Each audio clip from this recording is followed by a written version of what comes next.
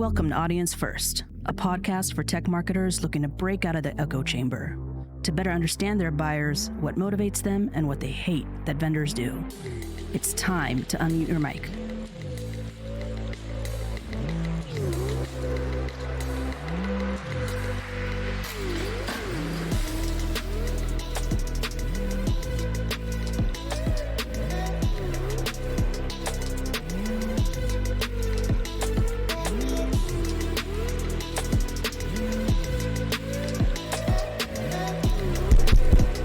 Are you ready?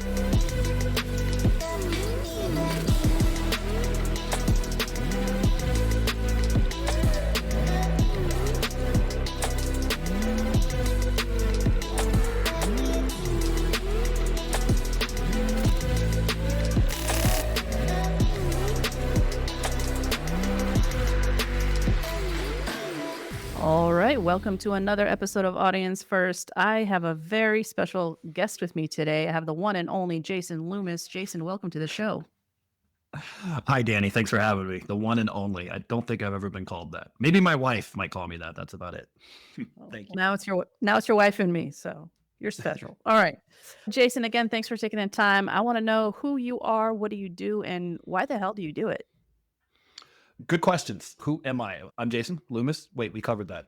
I'm the Chief Information Security Officer for a company called Freshworks. Freshworks is here comes the business statement, global SaaS solutions provider. We do ATSM and CX. Been here for about a year and a half. Exciting, great, growing company, publicly owned, traded on NASDAQ. Before that, I was a CISO at a couple different companies, a fast fashion company called Fabletics. And then I was also at a company called MindBody, which is a beauty, health, and wellness space, also SaaS. Been in security for 10 years, CISO for 8 of those, and been in tech for, I'm not going to try to show my true age, except for the gray on my beard, probably about 20 plus years now in technology. I do love security, but I think I love people more, and I like leadership more. I could be making hamburgers, and if I get to lead a team to be their best that they can be and make them be better at what they do, I'd probably be happy. I love that mission, and it's very complementary to what I'm doing with Audience First. I love people. I love learning about people, and so this is why I'm doing what I'm doing. But it's also very complementary to what you're doing with your podcast, right? Tell me a little bit more about F-Sides. Oh, I left the whole, but I suck at my own branding. I'm terrible. I need marketing help. So F-Sides is the human side of cybersecurity. It's a podcast where we talk about moving the elephant, which is when you're trying to implement change, it's a great framework to approach it from by this University of Virginia PhD guy that came up with it, that if you're going to enact change in organizations, individuals, or even countries, you need these 3 things: the rider, the path, and the elephant. So imagine this little rider on top of this huge elephant going down this path. And the rider represents logic, spreadsheets. The path is the process you put in front of them. Here's the way that you can do this change. And if you want to guess what the elephant is, it's human emotion, which is the hardest, biggest thing, but the biggest driver of people changing behavior. And in my career, I'd always focused on ROI and the spreadsheet and the risk reduction metric. And here's the plan. We're going to roll out this vulnerability management tool. It's going to cut down risk by this percentage, and it's going to cost this much, and we're going to get this much money at the end. Go give me the money to go do this and give me the buy-in. But I always forgot that you need to engage the emotional side, that elephant, to get to affect change. So it's something that I'm really keyed in on, is how we react as human beings, and telling that as part of the storytelling. And in cyber, it's even more important when I'm trying to get buy-in for things, to make sure I'm motivating that elephant. Okay, that's interesting. And before we go down the rabbit hole that I have set before we actually hit record, I do want to tug on that thread a little bit, because it's a very compelling statement, what you said right now. Are there any kind of like prescriptive steps that practitioners can take to, massage that emotional element, right? What's needed? What needs to be done? Oh, wow. It's a loaded question. It is a loaded question. I don't know if I have the expertise to answer that. I can give some anecdotal examples, and I can give you probably the best guide if you want to learn more about this. Came from actually a couple people who are famous in the marketing world, guys named Chip and Dan Heath, who wrote a great book called Made to Stick. They wrote another book called Switch, and that's where I actually got this framework from. And they bring up real world examples of how change was implemented at organizations, companies, and show you what it means to really motivate the elephant. So the example I gave, let's say the vulnerability management example, where I gave the ROI, great. Here's the plan, great. There's like, why should we do this as a company? I get the money. It's just not important. One way that you can move an elephant in vulnerability management is by pen testing and actually breaking in to someone's code that they wrote. So if you have developers that work in your organization, they take pride in their software. I know we may not think that because they're not even worried about security. But as soon as you break in and you show, hey, remember that thing that you wrote? I just totally cracked into it and got this. That's going to hit them here. Another aspect of pen testing where might hit that elephant part of it. So if you're trying to look, this is why we need vulnerability management, because I was able to break in and get this things that really matter to you and had some emotional connection with you. That's one example. I love that. I want to take it back though a little bit before. The anecdotal example is amazing, but why do we need to be more in touch emotionally in this industry? Ooh, I'll back it up and say in life, you need to. It's absolutely how human beings behave.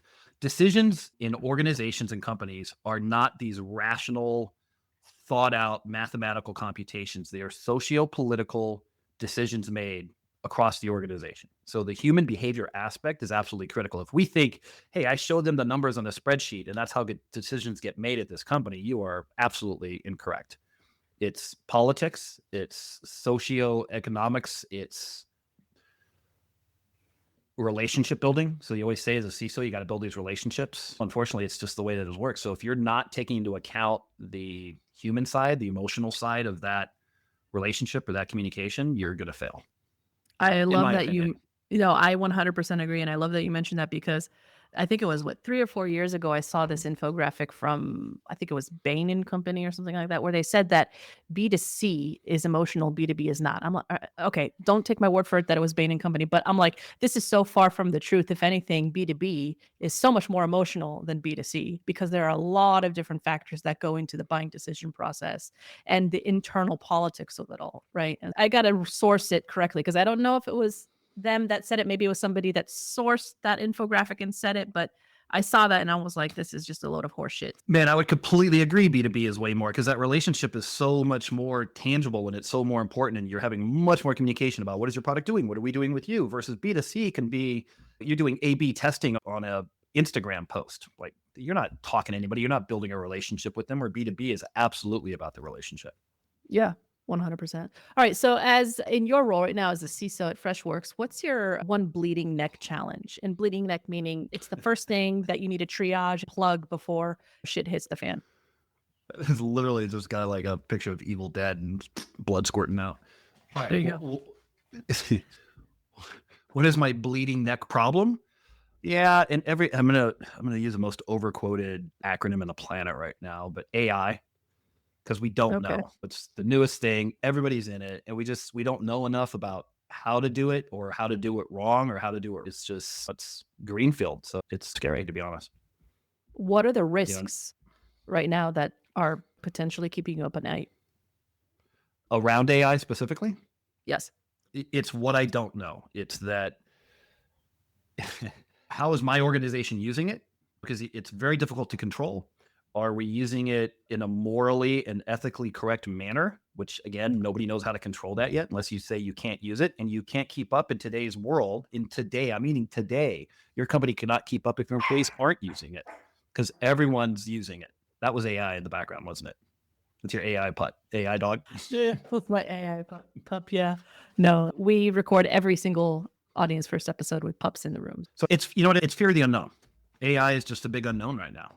We don't know what the effects of it are going to be or who's going to get caught with it. I guess one of the analogies come up is at least I'm not the slowest in the herd or the biggest that threat actors will go after, and maybe that'll get us by. But it's tough. Most things in security we know what to do. Most things we have these basic control sets. This if you do the basics, you're going to reduce 85% of your risk. It's not security is actually very easy. You do this 80, you'll get 85% risk reduction. Where AI is just such a new field that we're just not really sure what's going to happen with it. So I want to flip that question now. We talked about the challenges, but what's the ultimate goal you're trying to achieve right now as a CISO at Freshworks? My goal is to have a mature security program that is at least 80% efficacy on all my control sets. And that was a terrible way to explain that. I want to be really good at what we do. And right now, we're okay in some spots. We're really good in other spots. I want to level that across everything. So imagine if you get a report card, you come home from school and you suck at geometry, but you're really good at history. I want to be good at everything. So I've got this report card of things I want to grade myself on. And to be honest, it's just leveling everything across the board to, I'd say, a solid B. And that's, to be honest, most organizations have that. They'll excel in some things and some things they won't. And it's those things that won't that are probably going to bite you, because we talk about this thing, security in layers, where it's depth and security. Is you can't just pop up a firewall. It's not the old days of having a firewall and antivirus check is done. They'll get in some other way, or they'll find one of those other weak points. So for me, it's bringing everything up to a consistency and efficacy So level looking that at I'm happy with. yeah, I love that. Looking at consistency and efficacy, is there a specific framework that you like to use to measure the progress? I am a fanboy that if my wife let me get a tattoo of it, I probably would. I'm a fanboy of the Center for Internet Security, top 18 critical security controls. That is my favorite framework on the planet because it's very prescriptive. If you're an SMB, small to medium sized business, you just get it. They tell you what to do, unlike some of the other bigger ones like NIST. They're vague and very high, look like a lawyer wrote the statement. So it's really tough. So I really like CIS. So taking into consideration your goal of progress and getting up to a good state, a good enough state, and my assumption is there are a lot of different elements and controls, to your point, that you need to touch on. What are the key factors you consider when choosing a specific solution, vendor, product to solve for that specific goal or control or whatever status at that particular moment? Yeah. How much time do we have on this? Because there's a Yeah. lot with that. On the clock right now, we have another 48 minutes. Okay, great. I can use 47 of those right now just from this question. I'm kidding. Here's an analogy I want to give first. I want to start this off because I think a lot of vendors fail in this regard. 90% of vendors fail. I get asked constantly, and I think you have a section of this. I've checked out your podcast earlier called the shit list. I think I might be jumping the gun there and shitting early, but I'm gonna give this as a big complaint. We They'll come in and welcome go, hey, which you just did it too, not intentionally, but you're like, hey, what problems are you trying to solve? That's the question I get asked constantly by vendors and salespeople. What's your problem that we can help solve for you? And here's the thing. I actually look at vendors who I didn't know I had the problem. And here's an analogy I'll give. 15 years ago, when you were buying a car and you went down to your list of requirements, here's problems I'm trying to solve. I got to get to work. I got to be good gas mileage, your requirements, right? Would CarPlay have been on that list? No. You didn't know it was even an option. You didn't know you needed it. You didn't know how awesome it was. Now, 15 years later, you're like, oh, dude, CarPlay. Absolutely must have CarPlay integration on my car. That's the best vendors and the best products I found out there are the ones that hit that. And I can rattle off the names. Wiz, which is a CNAP leader right now. Amazing. Had no idea that they could do everything that they did. I didn't come into a meeting with them going, yeah, here, solve these problems for me. They went, here's what our product does. Here's everything that it does. And that sold me. Exonius is another, Chasm is another great, I'm throwing these acronyms out. Exonius is another company. Solved a problem that you didn't even think was solvable, inventory, which has been a big problem for decades. I came into this vertical that's like, hey, here's what we do. I like the vendors that just don't ask me what my problems are. I called them. They know I must be reaching out for a reason, or they got a hold. If they even get me on the phone, it's not random luck. It's because I wanted to talk to them. So they should just go, hey, let me give you a dog and pony show and show you what our product does. Don't ask me those stupid questions about what problems are you trying to solve? What are your challenges? Oh, I roll my eyes. It's such a waste of time. So show me what your product does. And then I'm going to figure out if it fits into my stack and fits into something that I need. Okay, now you got me rethinking. No, I love that. Now you got me rethinking my whole question flow. I got to move things around. Oh, I'm sorry. No, you're good. It makes sense, right? Because sometimes we don't know what issues we really have. And you mentioned in the beginning, before we even hit that big red button, it was like, I don't know. Sometimes I don't know what problems I have. Yeah, I don't want to limit it. Like another company, Simplicity, which is a startup-y company that's doing a thing that I never thought I would. Oh my God, that's genius. That's been a problem I never even would have asked someone to solve. And they're out there solving it. I'm like, oh, that's amazing. So those are really, the products and the technologies I look for. You look at these companies and these cool products, and some are up and coming, some are brand new, some are established and have a lot of clout because of the branding and the funding they have behind them. But you're presented with these problems that you didn't know about. But where in the priority and in that maturity framework does that sit, and how do you decide what problem to pick on first? Yeah, you're now bringing up a great point because the previous paragraph that I just spouted about was more of a like the dream scenario. But in the real world, I do have problems I need to solve and I need to go find there. Let's take vulnerability management. Jesus, that thing's been around 38 years now as a product. I'm exaggerating.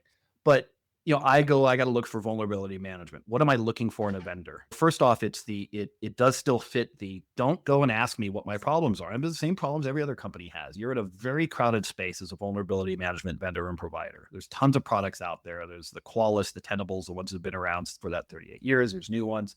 Tell me what your product does. Tell me how you differentiate from all the other products.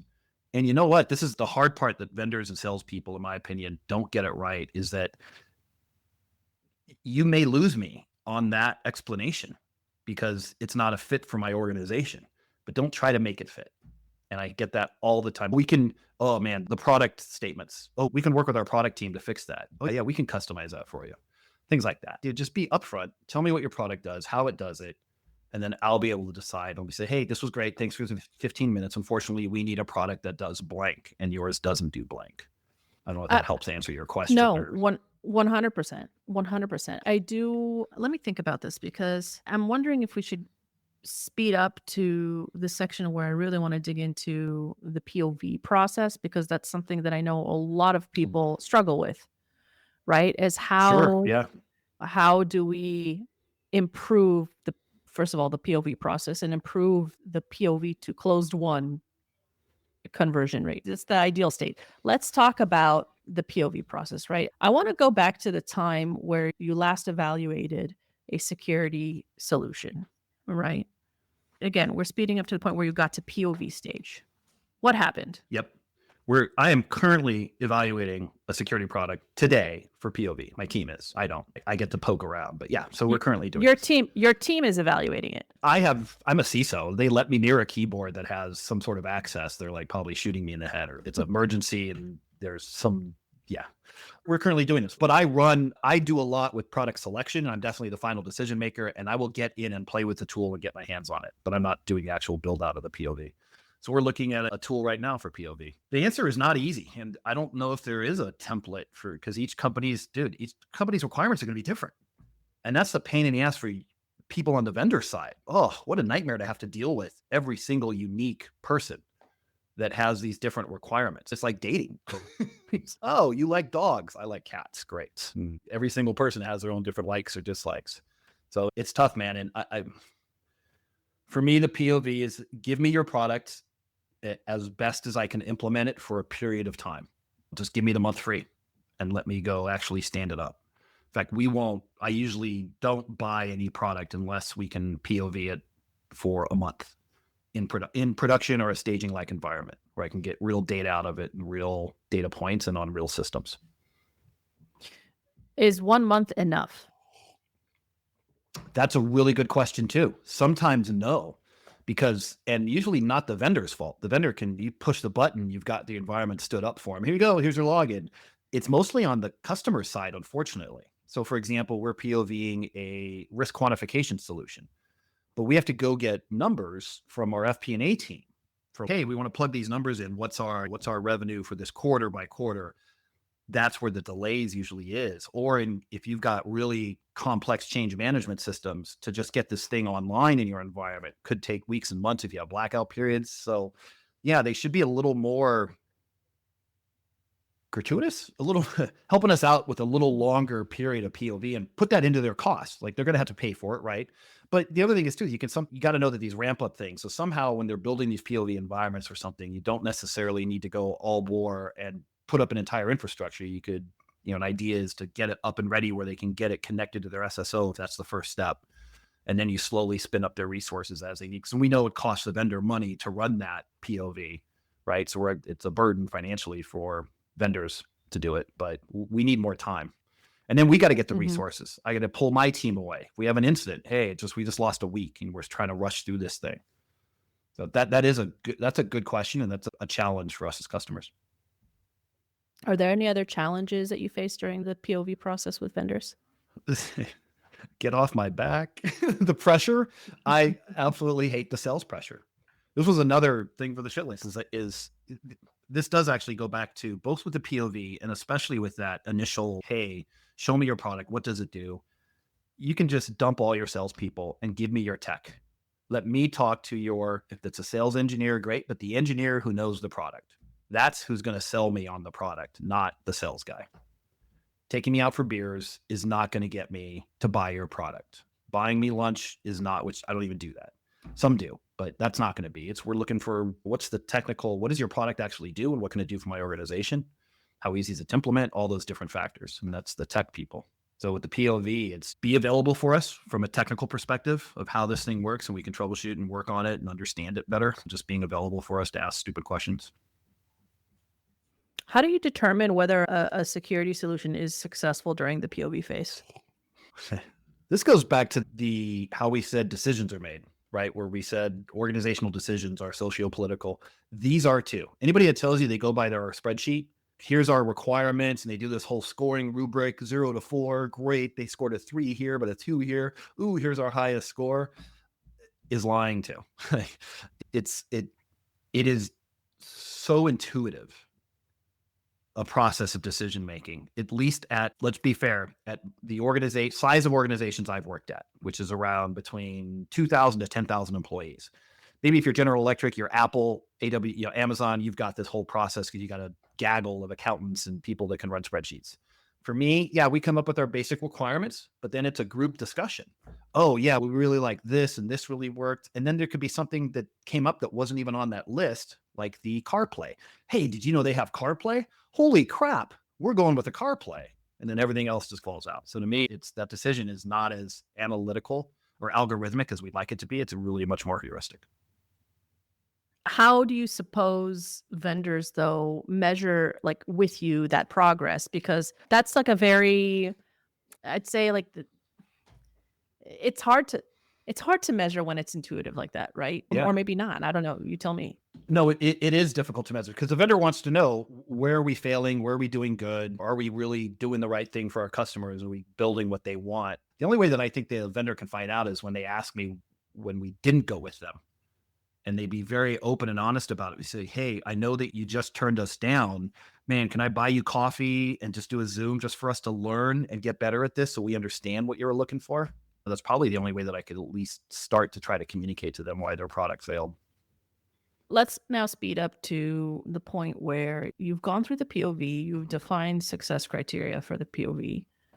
After that successful phase, what are the factors that influence your specific decision to move forward to full implementation? I think the choice is made right after the POV.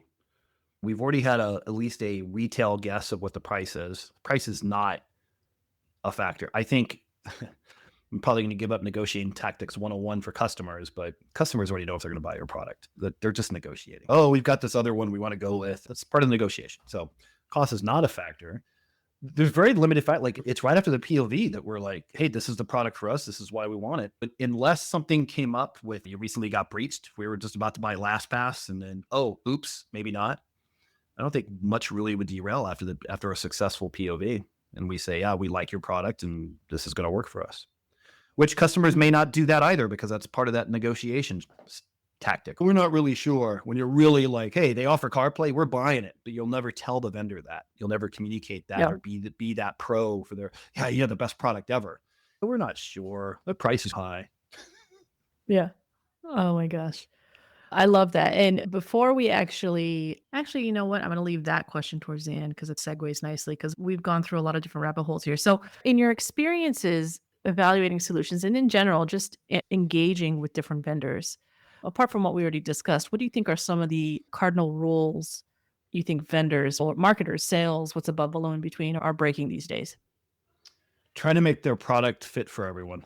The broad landing of their product. Oh yeah, we do that. Yes, we do that. Yes, we do that. When they really don't, or it's a workaround. It's, oh, if we duct tape this and this, yeah, we do that. When they really don't. That's probably my biggest. And that comes up all the time in those. So I'll get the sales pitch. Either I'm at the conference, typically it's at a conference. I go, yeah, okay, the sales pitch, 5 minutes. They explain what their product was, 10 minutes. I'm like, okay, this seems of interest. Let's do a deep dive. And then that deep dive, you find out that it just falls apart.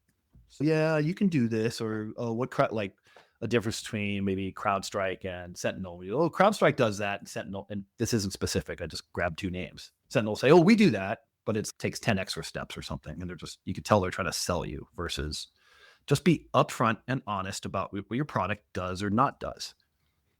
Build a good product. Why do you think that vendors aren't honest about what their products do and do not do? Because it's so prevalent, the lack of honesty in the snake oil. Because they don't want to lose the sale. It's all sales. They're Yeah, sales driven. So they think if they can, yeah, okay. we can get by. Maybe it's not important for them, or is it really that important? And I swear it's the ones that can, no, unfortunately, we don't do that. And I've had that. It's been awesome. It's been amazing.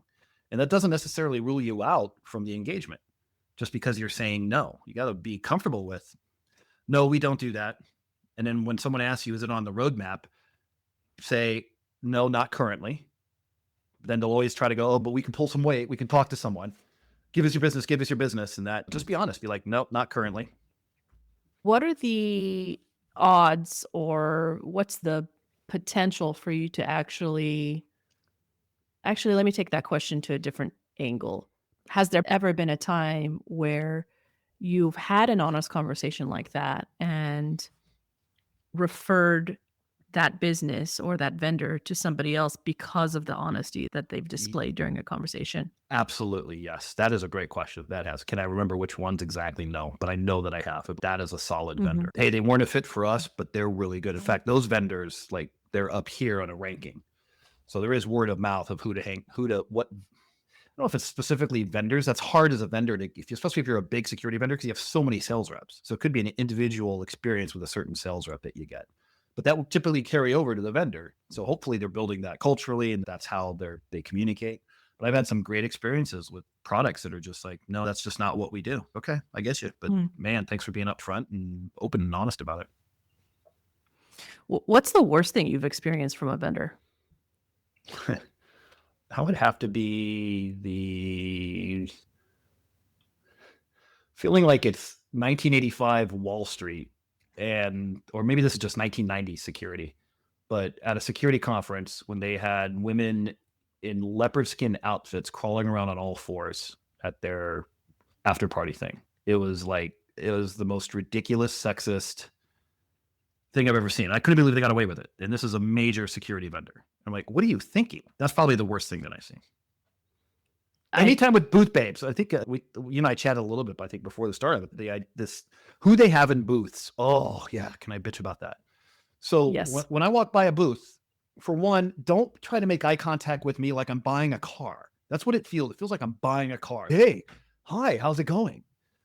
And then so I'm like, okay, crap. I really am just trying to read. I literally, if they could just put up what their product does on the backdrop, because that's what I do. I walk through, I'm like, I read what the product is. Is it of interest? I'll come up to you. They'll come up to me. Hi, how can I help you? And I go, oh yeah, hey, I'd like to learn some more about your product. Does it do? And I'll ask a technical question about the product. Hey, are you vulnerability? Are you SCAP compliant? Oh, I don't really know. Let me grab someone for you. I'm like, what the F are you doing here? Like, why are you even here? Where are your salespeople, your technical salespeople that you should have a gaggle of them? They should be here on the floor talking to me, not somebody who's just there to go grab my arm or make eye contact with me, which is just, it's ridiculous. So that's probably pet peeve number 2. What would be the alternative to that? You talked about having the technical sales and sales engineers on the floor, and frankly, it just don't have booth babes crawling on the floor in leopard print onesies or whatever it was. I want to be clear, they weren't at the booth. It was at At the party. Vendors have those stupid party things. Yeah, it was at that. Yeah. What do you do instead of trying to make eye contact like I'm buying a car from a 1970s car salesman, sleazy? Let me just leave me alone. Let me read, and then we're going to approach you. If you're going to blow money on marketing, blow it on what your booth, your backdrop of get as much information about your product there, so that as people are walking by, because you see them, they're reading. People are reading the back. You're like, okay, what does that company do? What does that company do? Oh yeah. And to be honest, the swag isn't getting you anything. That swag is for people who don't hold the purse strings. People like me are the ones that control the budgets. You're looking at the C levels, you're looking at the VP, maybe some director levels to control their budget. They're actually going to be the decision makers. That swag's going to, those are going to go to my ICs, IC3s and IC4s, which, yay, exciting. They get to play with some new toys and bring them home and show their kids. It's not getting you anything. They're not making the decision because you gave them a cool tumbler. You're making a decision because of the product. So that's a pet peeve.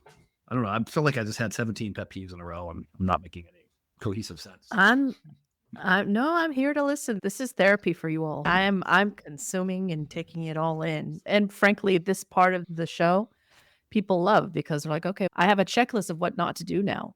So it's super helpful. Don't please, by all means, dump away. But let's flip it on its head now and talk about one specific experience you've had with a vendor that's made you feel good. What worked for you? The no pressure to the sales tactic. The let the product speak for itself. Hey, we're here when you need me. Whenever you're ready, just hit me up. Not just following up next week. Hey, it's the end of quarter rush.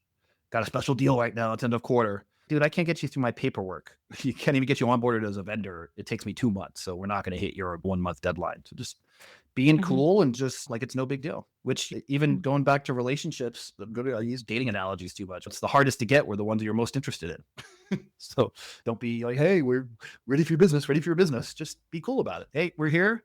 You got my number. Reach out. Maybe in 3 months, if I haven't reached out, you can hit me up and be like, hey, just letting you know I'm alive. We're here for you if you need me. That's it. I want to give a pet peeve that I felt bad about just picking on vendors. Here's a pet peeve that customers do. I feel so sorry for vendors, and I catch everybody next to me doing it. The gotcha they try to do during demos. If you're familiar with what I'm saying, is you'll come in as a customer. Okay, show me what it does. Oh, does it do this? Does it do this? Does it do this? No, it doesn't do that. And it bugs the crap out of me because suddenly the product's because it doesn't do this one little thing. And the vendor says, no, it actually doesn't do that. It does this. It's, people like getting this big uproar and customers are just silly for that. Anyways, sorry. Pet peeve on the. No, I love that because I always tell people it's not a one-way street, right? We're here trying to work together. It's a bi-directional relationship. There are things that the customers do that they say the customer is always right, but really the customer isn't always right in the way they behave sometimes. That right? is So that true. Yeah. Treat your vendors with respect and give the same respect you expect to get. Yes. I totally agree with that. I see bad behavior from customers like myself all the time at these conferences. What kinds of bad behaviors do you see? People have big heads, which I think in security in general, people just have these big ego problems. But this big ego problem is, in my experience, a product should do this and it shouldn't be, your company should be doing this instead. Like they know any better. And that whole, just this big head ego tactic towards the salesperson who's just trying to get an intro. And they're talking down to them like, you don't know what you're talking about. Your company, no, it shouldn't work that way. This is the way it's supposed to work. That kind of shit. I see that a lot. I'm wondering if this could be a good topic for F-sides. Now, I don't know if you've touched on this, is the big egos in the industry, like what can be done from the practitioner side to ease up and work more in collaboration and how can the practitioner side utilize a little bit more emotional intelligence in the communication side of things? Be a nice human being, man. I don't even need a whole episode on that. Don't be a D-bag. The golden rule, treat others as you would like to be treated. Even better, ask them how they would like to be treated to know. So don't assume that the way you want to be treated is the way they want to be treated. It's like a extra golden rule, but let's do the golden rule, man. It's not that hard. Treat people with respect and empathy and understand they're just trying to do their job. Be nice. This past year, and also just in general in the market, are there any differences or anomalies right now that we as vendors can learn from to take advantage of to stand out? Sure. Hire Taylor Swift to do all your marketing. Come on. Step one. Boom. Can you ask that question again? I got hung up on Taylor Swift. Are you? Okay, so a lot of our listeners are going to be super happy to hear about that. I still, to this day, don't understand what the whole hype is about, but that's just me. What's going on right now in the market that you think is an anomaly? You talked about AI being a challenge, but it's also an anomaly because it's all the hype now, right? But anything else? Probably staffing, finding the talent. That's a problem. And paying the talent. I don't feel like that's anything new or very anomalous. And AI I wouldn't consider anomalous. I consider it the standard. It's just a new baseline or a new part of it. What changes or advancements in security are you planning for or maybe most concerned about? It's going to go back to AI. Yeah. Oh, so if you're a public company, publicly traded in the United States, you're publicly traded, There's a new SEC, Security and Exchange Commission. It has a new ruling about cybersecurity reporting and visibility. I think that is going to dynamically change. Vendors should be happy because I think it's going to increase spend because there's now more visibility into what a mature cybersecurity program should look like for publicly traded companies. It's nothing's going to happen day one, but I think you're going to see budgets increase and a lot more scrutiny around that. So I think that'll be a good thing for the security industry, for both hiring people and getting budget approval for publicly traded companies and any company that wants to go public. Mm-hmm. I was looking through a thread that you actually commented on. Sunil, who basically said, this was back where it went during Halloween time. Who needs Halloween when you have the SEC? If you're a public company, CISO, be afraid, be very afraid. And you had mentioned you found it funny because in most organizations, CISOs are not yet true decision makers. I don't know a single CISO that says, yeah, we don't need the money to invest to reduce this risk. He, she, who controls the resources, right, controls the risk. And CISOs have a lot less authority at most organizations than the SEC seems to realize. Can you break that down for me a little bit? Sure. So in this case, I think I was referencing specifically the SEC charged the CISO of SolarWinds, who had a big breach years ago. It's called a supply chain attack. And they charged him with crime, basically. You're charged with crime. I don't remember the exact crime, but you're charged with crime. Saying that what that company, what SolarWinds, if you have security deficiencies or things that are going to affect you as a company, you're supposed to report it in your quarterly reports, or even sooner than that, you should report in this thing called an 8K, which is this public report. Hey, we got this problem. So they're saying what you reported wasn't really indicative of what was really happening on the back end. And so they're charging the CISO. And unfortunately, the CISO does not, at very few organizations is a CISO at a level of a CTO, a CEO, or chief counsel, like those C levels. We're usually a director, we're a vice president, we're multiple levels below. We're reporting into, maybe if we're lucky, we're reporting into a C level. Otherwise, we're reporting into some SVP that reports into something that reports into something.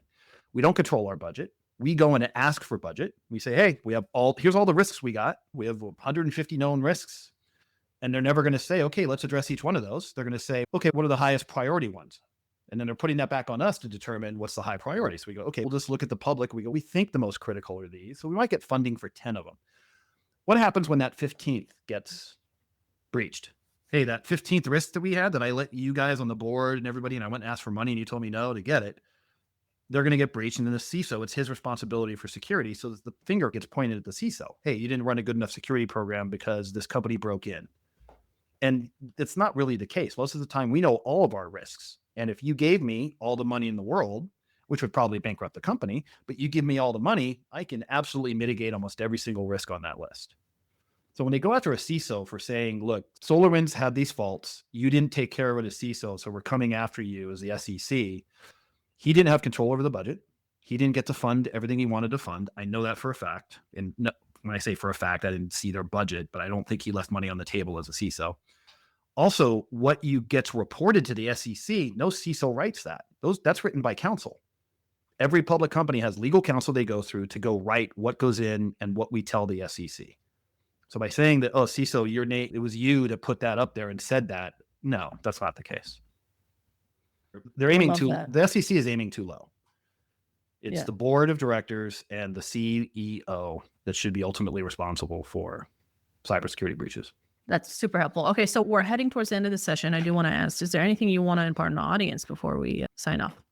I have one more trend that popped in my head, not only with the SEC changes with public, but there's a counterbalance to that. So the SEC is coming in and saying, for a public company, you have all these cybersecurity requirements. What's happening in the industry, and it's actually, I think it's going to make it worse for security, is private equity. Private equity is gobbling up software companies and gobbling up tech companies. And they're privatizing. They're taking ones that are public and making them private. You see the numbers, they're off the charts. Never seen this much private equity investment in security technology before. When you go into private equity, it's all about squeezing. You know what they do? They squeeze the dollar, they get the profits out. They go a middling company that might be middle performer. They'll come in, they'll buy it. They'll then cut costs, put in here's some good product things, here's some things to jack up, and then sell in a couple years. And I guarantee the one thing private equity companies don't prioritize is security. Plus, because they don't have to. They want to go for market share, profitability, how much revenue they can grow in the couple years, and then sell the company off. So I think that's actually the private equity movement that we're seeing is going to continue and is actually going to be the counterbalance to the improvement in security we're seeing in the public space. We're not going to see that same improvement in private equity. Any imparting thoughts? Man, both for vendors and customers, don't be a jerk. Just chill out. You don't know everything. Be nice. Be nice to the vendor. Be nice to your customers. Customers, just don't be a jerk. And vendors, just be transparent. Here's what we got. Here it is. Be cool. It's not hard to be cool. It's not hard to be nice. I don't know. At least I think it's not hard to be nice. I don't think it's hard. Yeah, I love it. Jason, it's been an absolute pleasure having you on the show. You're always welcome to join us again. Dani, this was great. Thank you. You now have another listener. So my podcast has 7 listeners. I think you said you're going to listen. So now I'm up to 8. You've probably got thousands. Count me as 1,798 or 17,978. Love it. Yeah, count me in. Love it. Love your show. Absolutely. Thank you so much. You too. Same. Bye, everybody. Thanks for tuning in to this episode of Audience First. If you like what you've heard, feel free to follow or subscribe to Audience First on Apple, Spotify, or any of your favorite podcast streamers.